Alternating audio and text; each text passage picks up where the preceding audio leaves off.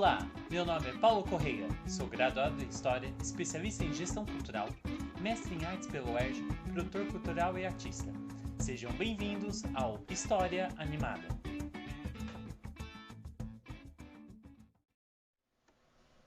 Essa é a primeira de uma série que vou fazer sobre a Grécia Antiga. Antes do surgimento das importantes cidades-estado da Grécia Antiga, como Atenas e Esparta, a região era ocupada por algumas monarquias locais.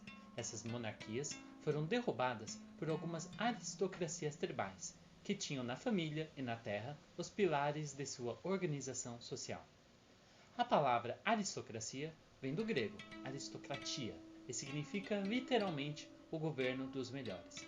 É interessante notar que para gregos como Aristóteles e Platão, a aristocracia é uma das formas de governo, ao lado da monarquia e democracia.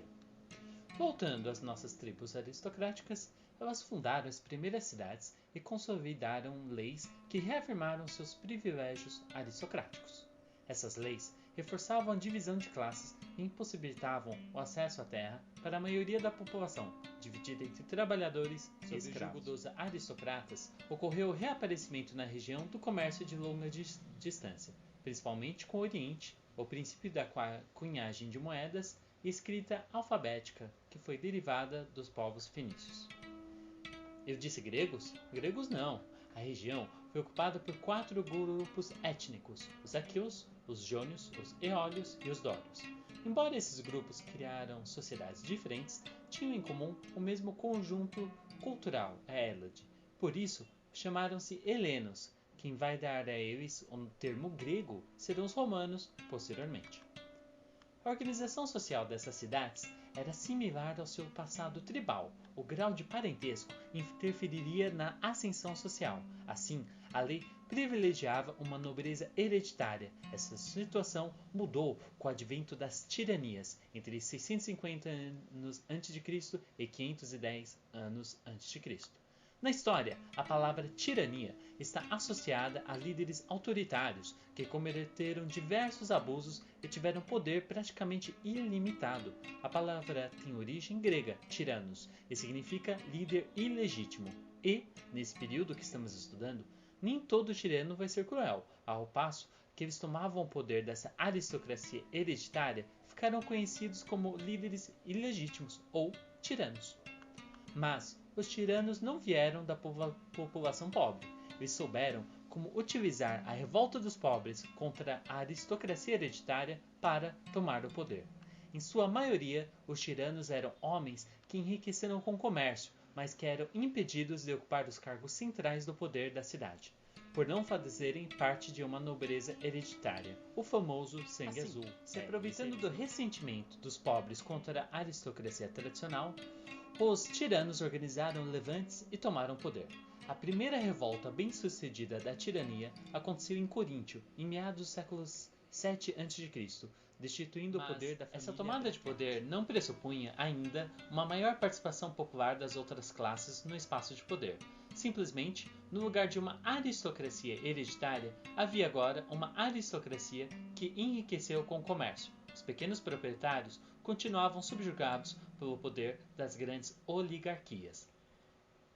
A palavra oligarquia também vem do grego oligarchia, que significa governo de poucos. Geralmente, é uma forma de governo em que o poder está centrado na mão de poucos, pertencentes à mesma família, mesmo partido político. Essa situação só vai sofrer algum impacto em Atenas quando o legislador Solon, em 594 a.C., propõe uma reforma que culminou em um marco na Antiguidade Clássica.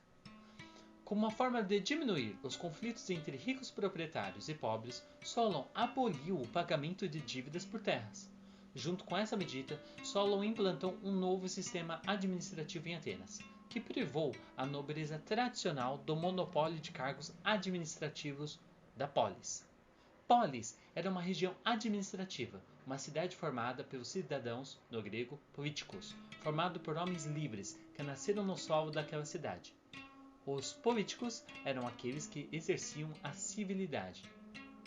Perceberam que essas palavras, oligarquia, política, aristocracia, que fazem sempre parte do nosso repertório político e social, têm origem grega? E isso ocorre porque a reforma proposta por Solon vai contribuir para uma grande inovação política na antiguidade e que impacta o nosso mundo até hoje: o surgimento da democracia. E os atenienses se orgulhavam muito dessa inovação. Vejamos as palavras de Péricles. Vivemos sob uma forma de governo que não se baseia nas instituições de nossos vizinhos. Ao contrário, servimos de modelo a alguns ao invés de imitar outros. Seu nome, como tudo, depende não de poucos, mas da maioria, é democracia. Mas as reformas de Solon ainda não gerou a formação final da sociedade ateniense. Ele propôs uma divisão social em 4 classes. As 2 classes mais ricas eram os magistrados, isto é, aqueles que faziam as leis. A terceira ocupava funções administrativas.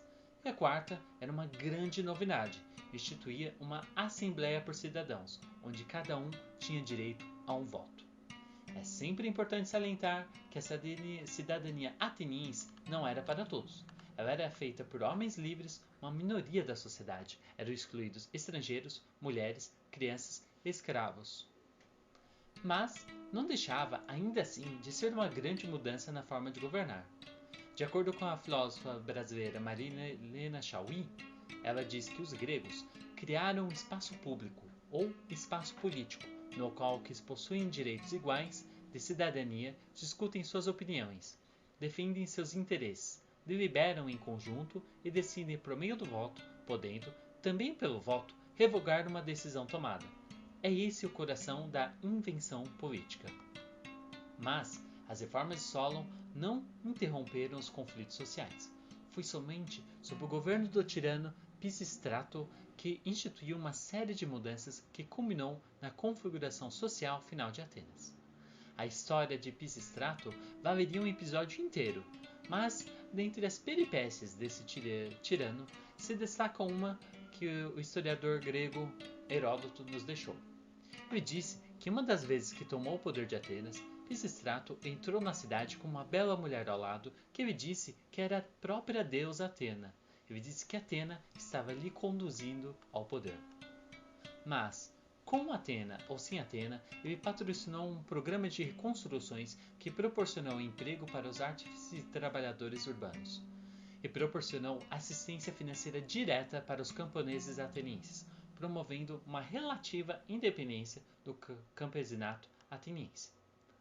O conjunto dessas reformas gerou a base econômica da sociedade ateniense, formada em grande parte por uma propriedade agrícola modesta para muitos, mas que ainda permitiu o controle de vastas terras por uma aristocracia. O que as reformas fizeram foi diminuir o conflito e dar mais voz para os pequenos proprietários e alguns cidadãos pobres. Simultaneamente a esse arranjo social, ocorreu uma grande mudança no corpo militar. Os hoplitas eram soldados que arcavam com os custos de seu armamento. Esses soldados vinham em grande parte das classes médias dos agricultores das cidades. É importante observar de onde vieram os soldados, para entender melhor o papel que eles representavam na sociedade grega. Ao integrar as classes médias e ocupar postos centrais nessa sociedade, os soldados cumpririam uma dupla função. Por um lado, eram parte integrante dos interesses bélicos expansionistas e de defesa do território. E por outro, era um corpo armado aliado aos aristocratas, responsáveis por impedir uma revolta social. Nas palavras do historiador Perry Anderson, o pressuposto da posterior democracia grega, ou oligarquia ampliada, era uma infantaria auto-armada. Ou seja, antes de democracia, havia uma infantaria armada que mantinha essa configuração social. Assim, o conjunto desses fatores resultou na cidade democrata ateniense que nós conhecemos. Mas essa história está incompleta. As reformas de Atenas, protagonizadas pelo legislador Solon, não teriam sido eficazes sem algo: a mão de obra escrava. Ora, os aristocratas não teriam aceito as reformas de Solon, que aboliu as dívidas por terra dos grandes proprietários pobres, sem uma contrapartida. Os grandes latifundiários substituíram a servidão dos pequenos proprietários pela mão de obra escrava. Um grande e abusivo trabalho escravo sustentou a Grécia clássica. Para que poucos vivessem do ócio, muitos foram escravizados. Sim, sem dúvida trouxeram contribuições valiosas para a sociedade, mas os custos não devem ser ignorados. O valor baixo levou ao uso generalizado de escravos na sociedade grega, chegando a serem adquiridos por humildes artesãos e pequenos agricultores. Muitos possuíam escravos mesmo quando não tinham condições de o fazê-lo. A questão do uso massivo da mão de obra escrava em Atenas chama a atenção ainda mais por essa ser uma sociedade que se pôs a pensar tudo, refletir e questionar quase tudo. Vejamos o que o historiador paradoxalmente diz sobre os que acreditavam que todos os homens eram irmãos, cínicos, estoicos, ou os primeiros cristãos se opunham à escravidão. A seus olhos, todos os assuntos de ordem material, inclusive as classes sociais, mereciam indiferença total. Por trás da contribuição que Atenas trouxe para o repertório político, científico e filosófico para o mundo, existiu o trabalho escravo. A escravidão para a manutenção do ócio de poucos cidadãos que pertenciam à polis ateniense era tamanha que Xenofonte, por volta de 450 anos a.C., chegou a propor em assembleia um sistema que os cidadãos poderiam ser mantidos pelo Estado e essa manutenção se daria como fruto do trabalho escravo de propriedade pública que trabalhava nas minas. Mas não podemos falar em Grécia Antiga sem também falar de Esparta, na Liga do Peloponeso, as guerras médicas e luta contra os persas e os famosos debates que ocorreram na Assembleia Ateniense e tanto influenciaram a política ocidental. Mas isso é muito mais, veremos nos próximos vídeos de História Animada sobre a Grécia Antiga. Na descrição desse vídeo você encontra a bibliografia utilizada para a elaboração desse episódio. Busque sempre fontes confiáveis e se proteja das fake news.